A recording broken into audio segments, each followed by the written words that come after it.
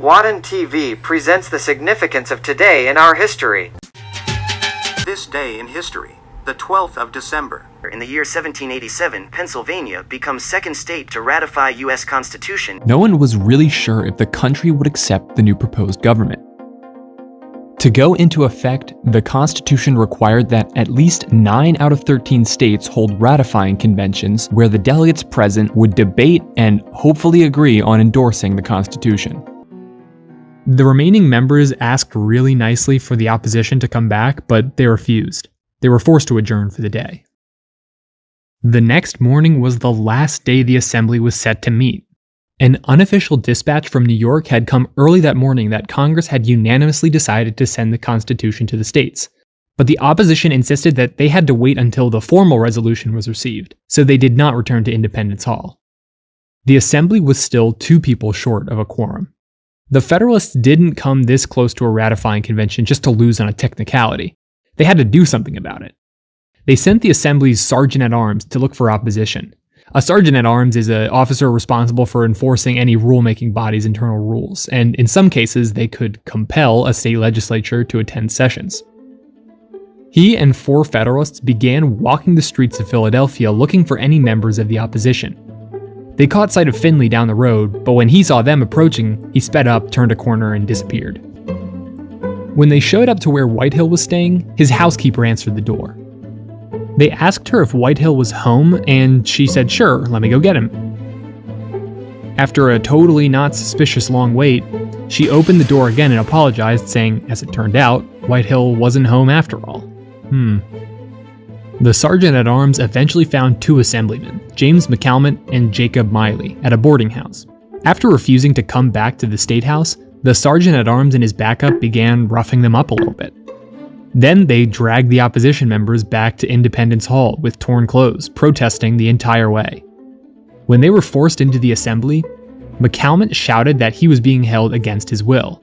But the only other people in the assembly were Federalists, and they shouted and laughed over his calls.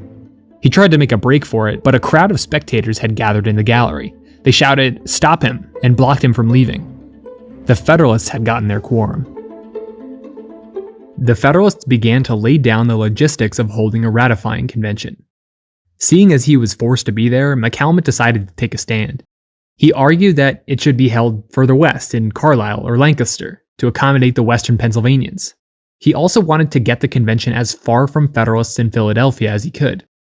But he and Miley were hopelessly outnumbered. Federalists called an election for delegates to attend a ratifying convention in November, which would be held later that month in Philadelphia. With the convention set in motion, the assembly adjourned. The opposition were justifiably furious. Up to this point, they hadn't been really arguing against any specific part of the Constitution, but now the Federalists had made things personal. They crafted an address that recapped how they had been treated by the Federalists. The majority had steamrolled them at every turn, and basically kidnapped 2 of their factions so that they could force a vote through the legislature. They pointed out that forcing a vote about calling a convention went against Pennsylvania's state constitution. The state constitution had some really Byzantine roadblocks, like reading any important bill in its entirety 3 times, usually on different days before it could be voted on. The Federalists had ignored these rules and voted anyway. The assemblymen went on to list problems with the proposed federal constitution. These critiques were suspiciously similar to what George Mason had sent Whitehill a few weeks before. No freedom of the press, no trial by jury in civil cases, the states would be totally subservient to the federal government, and there were not enough restraints on federal taxing power. The address was a blow to the Federalists' momentum. Kidnapping the opposition and silencing their grievances was giving them a bad reputation. This bad press was only made worse by Richard Henry Lee. He sent copies to Samuel Adams, Elbridge Gerry, George Mason, and Edmund Randolph. A nationwide opposition to the Constitution was starting to form, and it had some prominent politicians on board. Still, the Constitution had been sent to all 13 states for discussion, which was a first step. On top of that, Pennsylvania had called a convention. They did it in the most heavy-handed way possible, but they had gotten it done. In the year Washington, D.C., established as the capital of the United States of America. Why did Washington, D.C. become the capital of the United States? Why are not Philadelphia or New York capital? Several events led to the Revolutionary War, like the Boston Tea Party in 1773, when the American patriots destroyed an entire shipment of tea sent by the East India Company as a protest against the Townshend Act, or the confrontation between British troops and local militia at Lexington and Concord, Massachusetts, on the 19th of April 1775. The latter marked the beginning of an 8-year-long war. In 1776, the United States of America proclaimed their independence from Great Britain. While the war for liberation raged, the rebels met up in cities like New York, Philadelphia, and Baltimore, in safety of the British troops. In 1783 the war was over, making the United States independent. Most people thought one of the country's big cities would become capital: New York, Philadelphia, or Charleston, but none of them won the title. This political debate would continue for more than 7 years. It was decided that the capital could not be placed in any of the 13 states. No state should have greater influence on the federal government than the others. Instead, it was decided that the capital should be placed in a brand new state. The District of Columbia was to be a small, independent state in the middle of the United States, not too close to the north nor to the south. Said and done, the state was formed in a rural area, surrounded by swamps, wood, and pasture land. The capital was to house the Congress, Presidential House, and all of the officials. When the first Parliament House was opened in November 1800, the total number of all the officials were 130.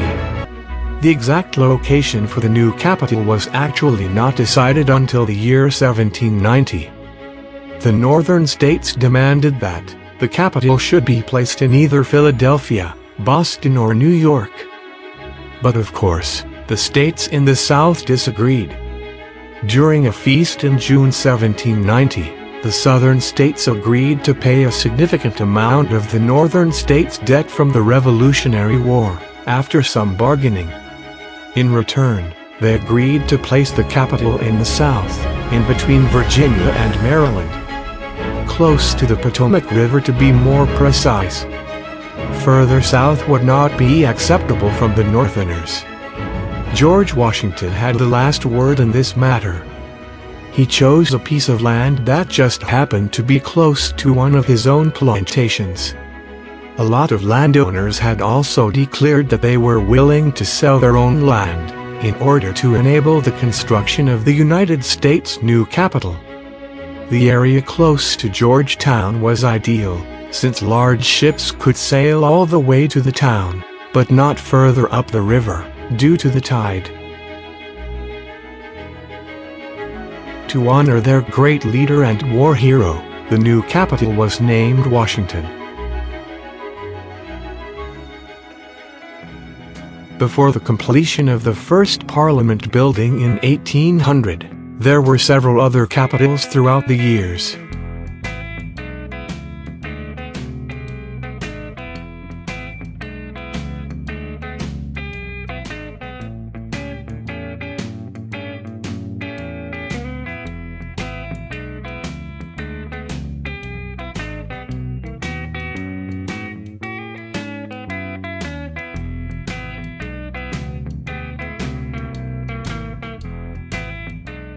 The year 1858 first Canadian coins circulated.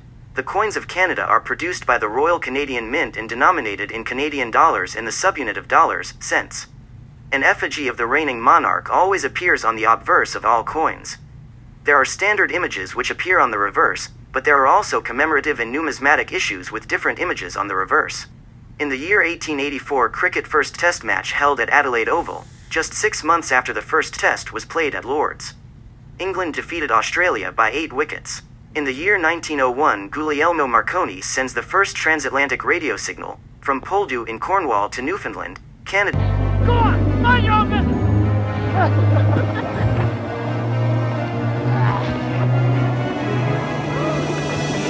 antenna is holding, sir.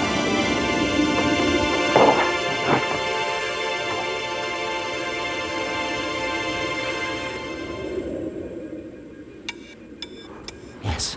Bravo. Oh, look there. Yes, indeed. This is going to make your world a lot different than the one I grew up in. You know where England is? Sure, it's over there. And over there is where that sound is coming from. Right, Mr. Marconi? Through the air, across the ocean, the first time ever.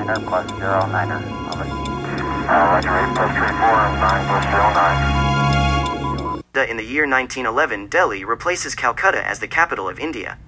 During the Delhi Durbar on the 12th of December 1911, George V, Emperor of India, while laying the foundation stone for the Viceroy's residence in the Coronation Park, Kingsway Camp, declared that the capital of the Raj would be shifted from Calcutta to Delhi. The foundation of Delhi was laid at the Coronation Durbar of 1911 by King George V as the capital of British India. Prior to this, Calcutta served as the capital. Shifting of the capital from Calcutta to Delhi was led by two major factors: Indian Councils Act of 1909. The capital was shifted from Calcutta as Delhi was the financial and political seat of many earlier empires and was located closer to the geographical center of India. The rising nationalist movement in Calcutta was also responsible for the shift. The city's architecture and planning were done by two British architects, namely Sir Herbert Baker and Sir Edwin Lutyens. It was on the 13th of February 1931 that Lord Irwin, India's viceroy, inaugurated New Delhi as the new capital of the country.